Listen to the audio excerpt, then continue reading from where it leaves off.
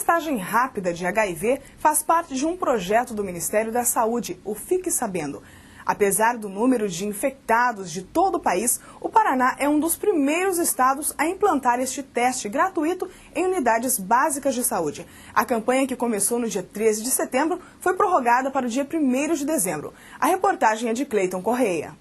Há alguns anos, receber o diagnóstico de AIDS era quase uma sentença de morte. Atualmente, a AIDS pode ser considerada uma doença crônica. Isso significa que uma pessoa infectada pelo HIV pode viver com o vírus por um longo período, sem apresentar nenhum sintoma ou sinal. Isso tem sido possível graças aos avanços tecnológicos e às pesquisas, que proporcionam o desenvolvimento de medicamentos cada vez mais eficazes. Deve-se também à experiência obtida ao longo dos anos por profissionais de saúde. Todos esses fatores possibilitam aos portadores do vírus ter uma sobrevida cada vez maior e de melhor qualidade.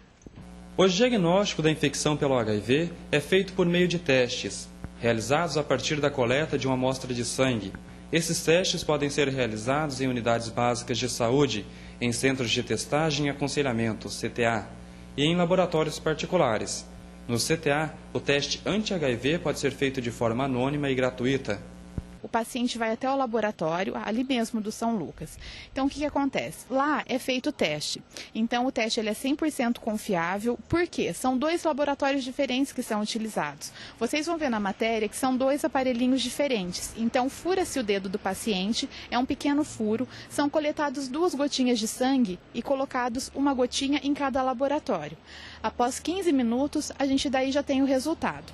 Nesses centros, além da coleta e da execução dos testes, há um processo de aconselhamento, antes e depois do teste, feito de forma cuidadosa a fim de facilitar a correta interpretação do resultado, tanto pelo profissional de saúde como pelo paciente.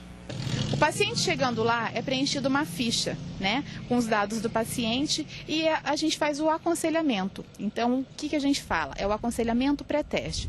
A gente explica um pouco sobre qual que é por que está sendo realizada essa mobilização, qual o objetivo, a finalidade. A gente fala um pouquinho também sobre o diagnóstico, como que é feito o diagnóstico, quais são os meios de contaminação do HIV e os meios de não contaminação do HIV.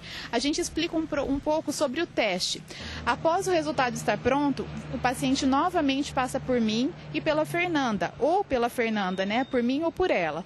Por quê? Porque é feito o pós-aconselhamento.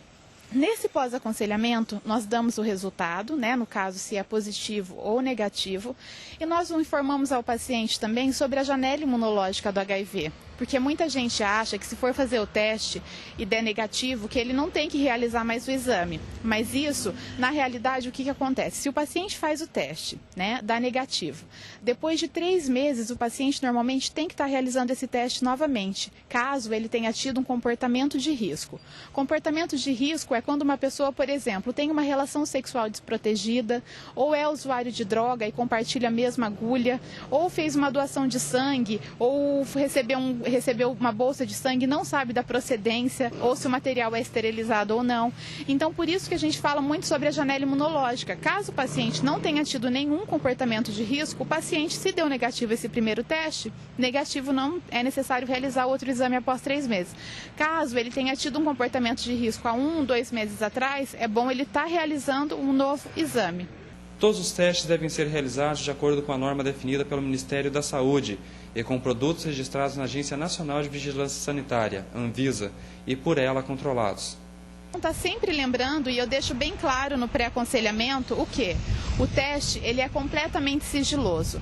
Então, o que acontece dentro da sala e após o resultado do exame fica somente entre eu e a pessoa. Esse teste ele é completamente sigiloso, isso é garantido para todos os pacientes. Tá? Principalmente por se alguém falar alguma coisa ou comentar alguma coisa do paciente, caso tenha dado positivo ou negativo, independente do resultado, se der algum problema, as pessoas que saírem falando as coisas por ideia própria podem ser até processadas, podem ser processadas muitas vezes por falta de ética profissional, no caso de nós, profissionais da saúde, e as outras pessoas por calúnia e difamação. Em Cambará, os testes são realizados desde 13 de setembro e foi prorrogada para até dezembro. Os interessados deverão procurar o Laboratório de Análise Municipal, Antigo São Lucas, às quarta-feiras, da 1 às 5 da tarde.